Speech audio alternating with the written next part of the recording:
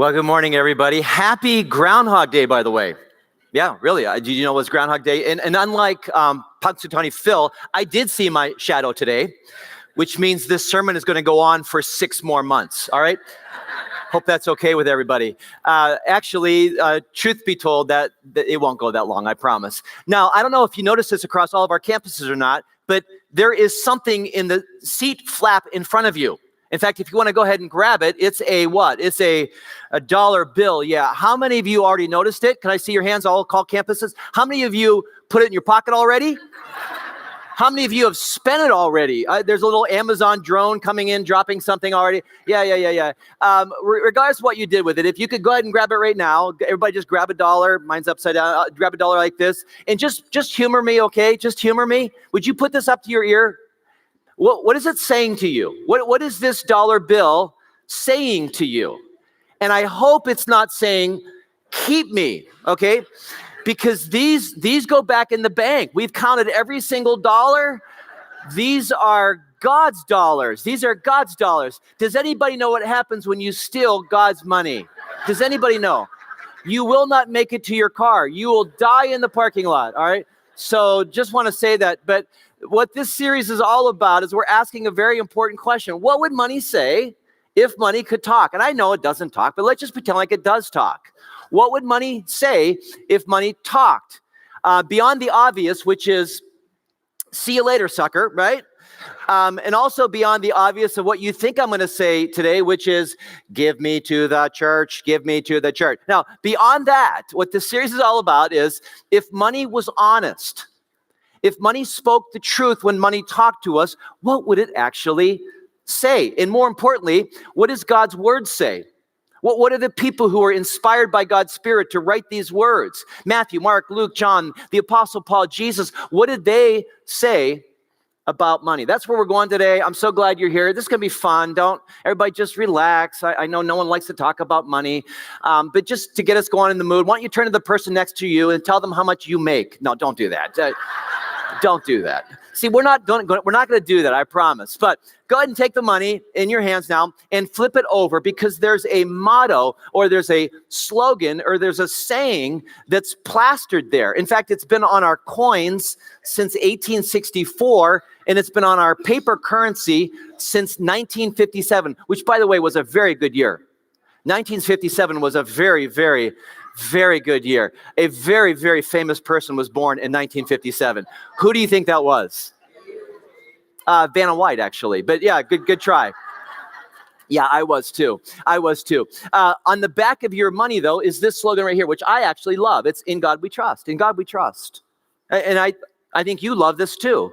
The only problem with it, we love it, but very, very few of the 327 million Americans actually live by that motto. The truth is, we may talk about trusting God, but our actions really give us away. I think it's more accurate to say that in this money, we trust. Put it this way. I think there's a slide. Yeah, money is the God that we often trust in. And that's true for probably all of us.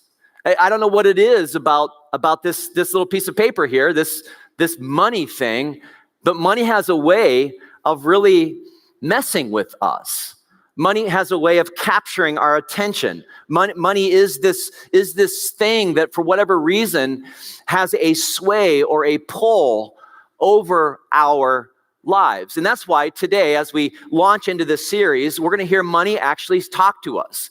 And if money were honest, if money spoke the truth to us, I believe that what money would say to you and me is this right here. I do things to people.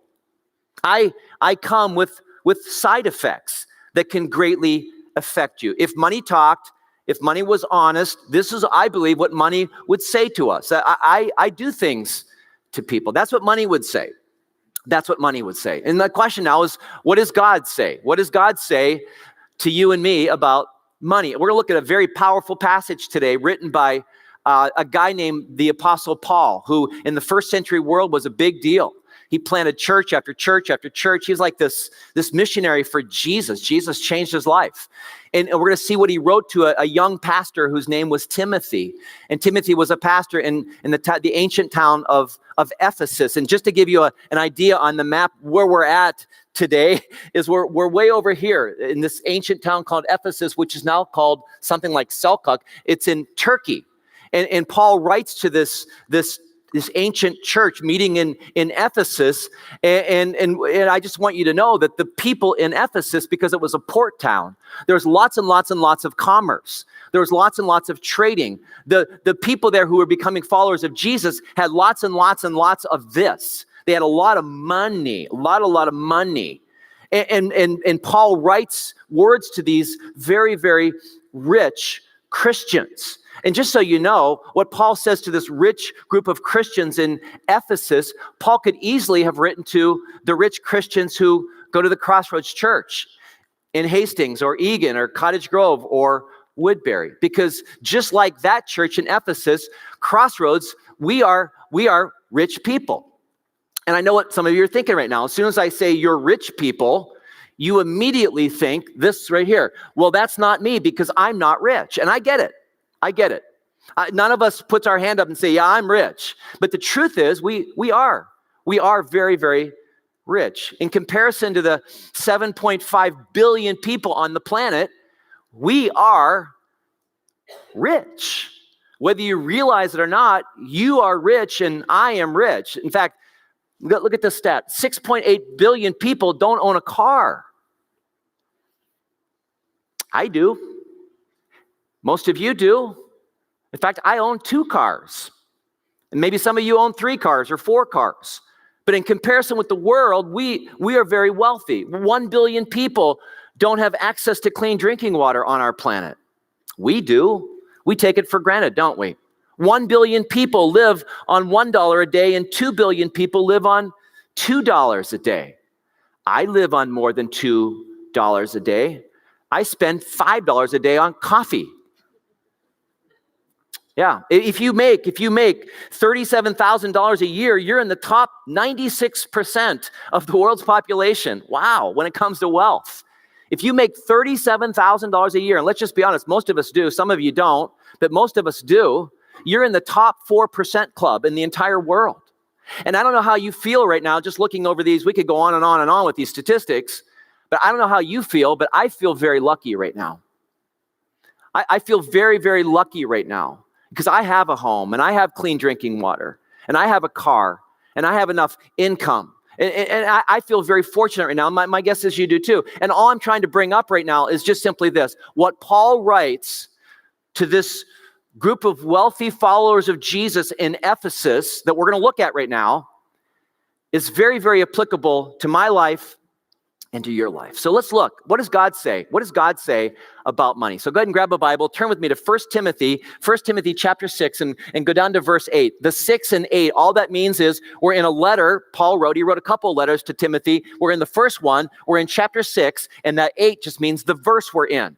And it's page 900 or so in your Bibles in the chairs across all of our campuses. Or you can just look up here because I'm going to put it right here on the Magic TV. Here's what Paul writes. He says, yet true godliness with contentment is itself great wealth. All right, he's defining what great wealth is for us. We think great wealth is piles of money. And Paul says, no. Godliness with contentment is great wealth. After all, we brought nothing with us when we came into the world. You were naked. We had nothing.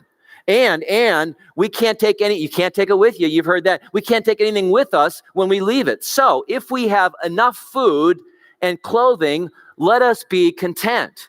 And all of us in America say, ha, ha, ha, ha, right. Because the truth is that we don't buy that, do we? We're not content if we just have enough food and just have enough clothing. But what Paul's trying to do for us, just right off the bat here, is open up our eyes. Great wealth is not about having piles of money. It's bigger than that. And he's saying true contentment isn't all about getting everything that you want. That's how we define contentment, right? We think that contentment is getting everything that everybody else has and more and more. We think contentment comes with having more and more and more stuff. And Paul's like, nah, nope, right off the bat, let me just clarify. Let me just dispel that myth, the myth of more, that the more you have, the more happy you are. No, Paul says. No. Paul says, you want to know what contentment is? Contentment isn't getting everything you want. Contentment is being happy with everything you already have. Contentment is not getting everything you want, but it's wanting everything you already have. And again, that goes against our culture, doesn't it? Because in our culture, if I put this up here, I'll be content when I make or get Every one of us goes, yeah, I'll be content when I make more than I already make, and I'll be content when I get whatever the next purchase is that's on your brain and on my brain right now. And this is the American mindset. And what Paul's doing kind of right off the bat is he's doing this. Wake up. Because great wealth is not about getting more money. And contentment is not about getting what you want. It's all about wanting what you already have. And I don't know about you, but I think Paul's being kind of brilliant right off the top here. And then he moves on. He moves on in the next verse. This is verse 9. And Paul writes, but people who long to be rich, what do? We fall into temptation and are trapped by many foolish and harmful desires that plunge them into ruin and destruction. What's Paul doing here? He's just being really, really blunt. He's like saying, hey, if you long to be rich, if your life is revolved around getting more and more and more and keeping more and more and more and having more and more and more and more of this and what it brings, he said you're going to fall into temptation. You're going to be trapped by many foolish desires, and you have a great potential of being plunged into ruin and destruction. Again, Paul's just being really blunt to us and to those wealthy Christians in the first century in this town of Ephesus. And if I had to paraphrase what Paul's saying here, I would just say it like this, that the richer we become, the harder it is to be good at being rich. I want you to think about that. I know it's early. But the point that I think he's trying to make, and the more and more of these we get, the richer we become, the harder it is to be good at being rich. And some of you think right now, can I be in the experimental group for this? Because I like to put that to the test, but it's been put to the test over and over and over again. The more of these we get, the harder it is for us to be wealthy. And if that sounds kind of weird or wonky to you, I'll just try to be clearer for you. The more of this we get, everybody look up here. The more of this we get, the greater the odds that this is going to get us. The more stuff I have, the greater the odds that stuff is going to turn around and have me. And that's what Paul is trying to say to us, that this messes with us. And that's why if money was honest, if money spoke the truth to us today, it would say, I do things to people. I come with side effects that can greatly affect you. And then Paul goes on. And I think you've probably heard this verse before if you've been in church at all. In chapter 6, verse 10, Paul then writes, for the love of money. The love of money is the root of all kinds of evil. Some people, and Paul's probably thinking of some people, maybe you're thinking of some people too. Some people craving money have wandered from the true faith and pierced themselves with many kinds of sorrows. Now let's just look at this, because this verse has been misquoted, hasn't it? Paul is not saying that this is evil, right? This is not what Paul's saying. He's not saying this is evil. What is he saying? He's saying the what? The love of money. That's what's evil. This is just a piece of paper. 2.5 inches by 6 inches. I measured it. This is harmless. The only value of this is what you exchange it for, right? If you exchange this for like buying a Bears jersey or something, or buying a Buffalo Bill jersey or whatever you would buy, if you use this to buy a bunch of alcohol and get drunk, if you use this to buy drugs, this is not good. But if you use this to like sponsor a child through World Vision, or if you use this money to provide opportunities for more people in more places to meet and be changed by Jesus, then this is a good thing. And that's Paul's just saying that money isn't good or bad. Money just is. It all depends on what you do with this particular money. And that's what Paul's saying. I think what he's saying again, I just think Paul's being brilliant here for us. If you fall in love with money, here's what Paul's saying. If you fall in love with money, if you pursue it a little too much, if you like it a little bit too much, if your life becomes revolved around making more, getting more, having more, then Paul says you better be really careful, because that kind of mindset, that kind of pursuit will lead you down a path of destruction. If you're all about money, if you fall in love with money and what it can bring, you will end up destroying your character and your integrity. You will end up destroying your friendships, your marriage. You will end up destroying your family. And again, probably all of us are thinking of that person or those people that we know who kind of live that out. I think if I had to sum up what Paul's saying to you up to this point, it would be simply this: money can add meaning to life, yours and other people, but it's not the meaning of life. Does that make sense? This is worth the cost of admission to all of our campuses right here. And by the way, it was free when you came in, right? Money can add meaning to life, but it's not the meaning of life.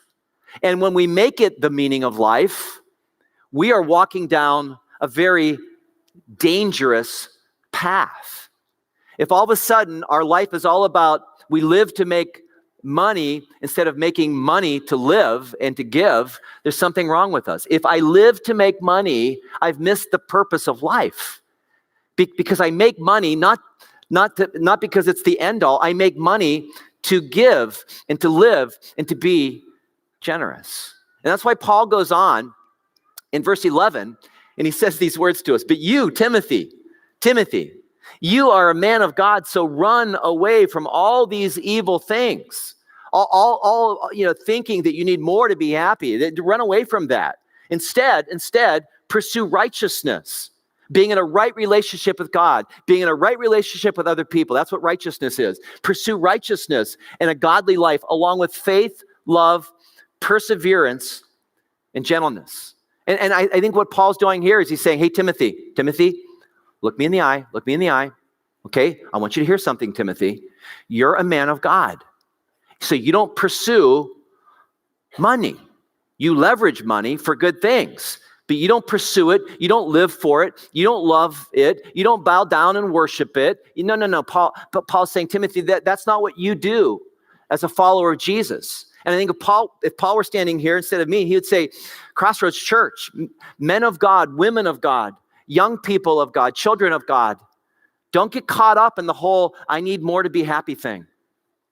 Because if you do, you're going to find out that money will dupe you and money will deceive you. Money is lying to you when money tells you you need more and more and more and more and more and more and more to be happy. Money is lying to you when money tells you that you're one purchase away from being happy. You're one purchase away from being content. Money is a liar. And so Paul is saying, pursue something else.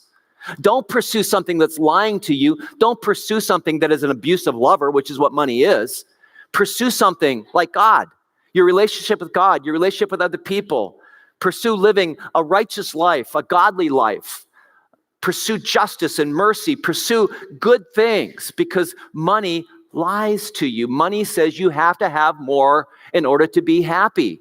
And if that were true, then the happiest people on the planet would be the richest people on the planet. And we all know, don't we, that that's not true. I mean, study after study after study after study. The happiest people on the planet are not the richest people on the planet. And the other thing that's true is that our full houses and our full garages and our full storage units are all reminders, aren't they? Of the futility of getting more and more and more, as if that's going to make you happier and happier and happier, because all those things don't.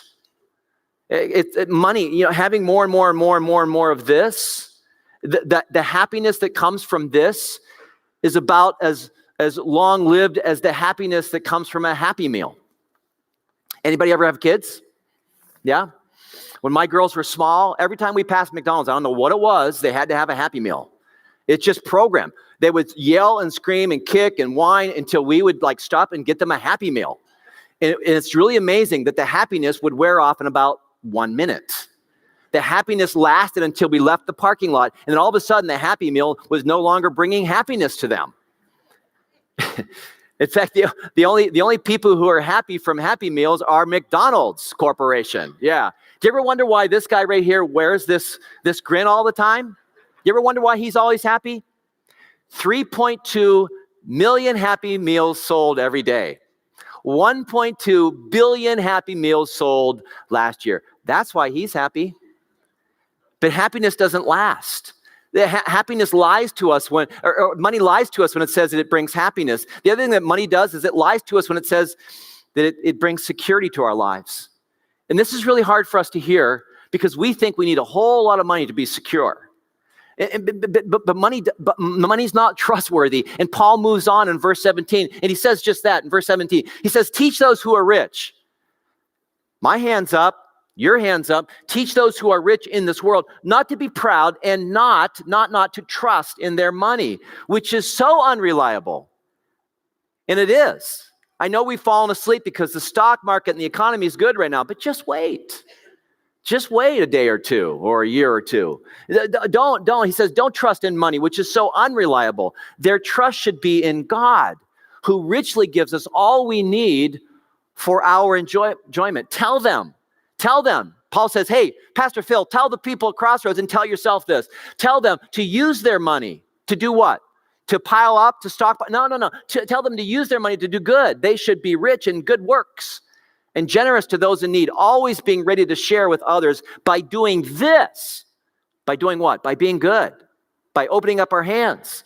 By doing this, they will be storing up treasure as a good foundation for the future so they may experience true life. And this is just real good stuff here.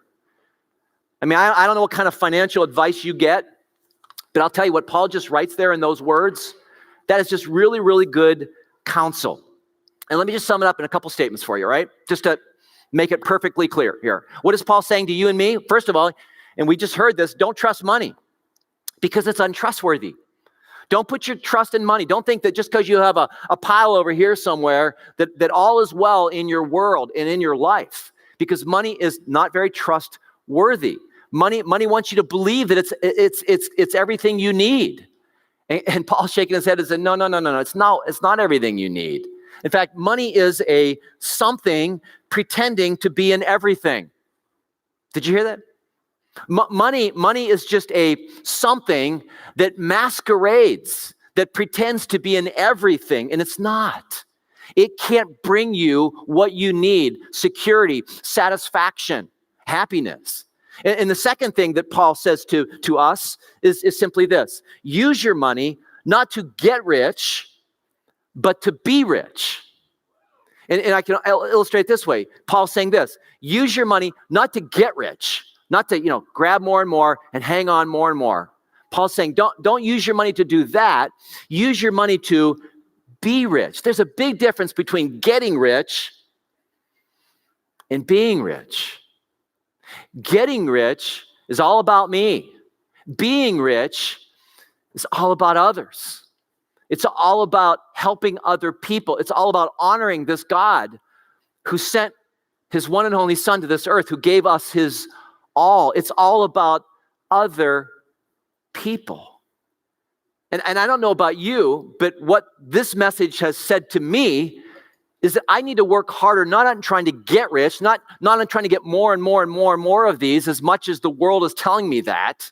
What I want to do, what this message is saying to me, and what Paul the Apostle is saying to me, is I need to work harder and get better at being rich. Not getting rich, but on being rich, on opening my hand and living more of a generous life.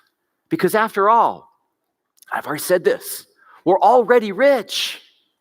I mean, if you hear nothing else I say today, and you go home today and you think, I'm already rich, that's a win. Because we are. If we just start living that way, to understand that we're already rich. I mean, has this ever happened to you? Because this happened to me. True confession time. I'm just going to be honest with you right now. There was a day where I walked out, I think I got home from work or whatever, and there's an Amazon package outside the door. And I went and got it, and guess what I did? Well, I picked it up, and I had to shake it. And then I had to take it inside and open it up because I had no idea what it was.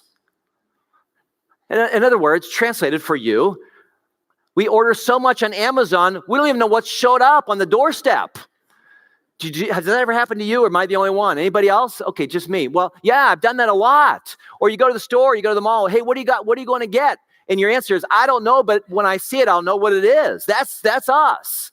That's how wealthy we are. That's how rich we are. So we don't have to work any harder at getting rich. Let's just be honest today. I want to work on being rich, and I want you to join me. And just asking yourself, what does that mean for me? Here's the question. How might I start growing your giving, your generosity, instead of just growing your possessions? And I'm not going to answer this for you. This is for you to kind of try to think through. What might it be for you from this day forward, not to be all about this, but to be more about that? What might it mean for you to grow in your generosity? I know one thing that it meant for my wife and I is that we decided a while back to automate our giving. We went to the cr.life thing, and even though we're old, we figured it out pretty quick. How to automate it, the whole thing. This stuff is not intuitive to us like it is to younger people. But we set up online giving because we didn't want to have to kind of think about, like, am I going to be generous this month or not be generous this month?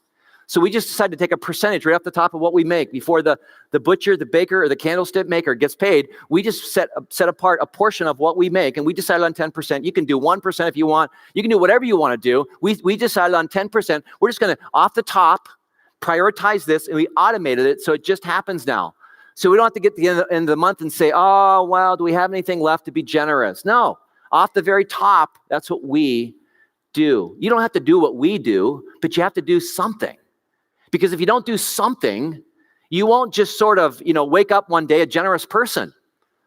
No, the opposite will be true. No one just sort of drifts into being generous. It takes a plan. That's my point. It takes a plan. And one thing that we did, again, is we decided to automate. Because here's what I'd say about automate. You automate or you will procrastinate. It rhymes and it makes sense. Automate or you will procrastinate. And that's, I just want to encourage you to take a step today, friends. What might that be for you? How might you leave our campuses today and begin to be more of a generous person? What might that mean for you today? Here's what I know. If you don't take a step, nothing's going to happen. If you don't intentionally tune out the voice of the world saying you need more, money will get a grip on you. Money will have you instead of you having it. You need to take a step. You need to take some step, or you may just end up being the person talked about in this song.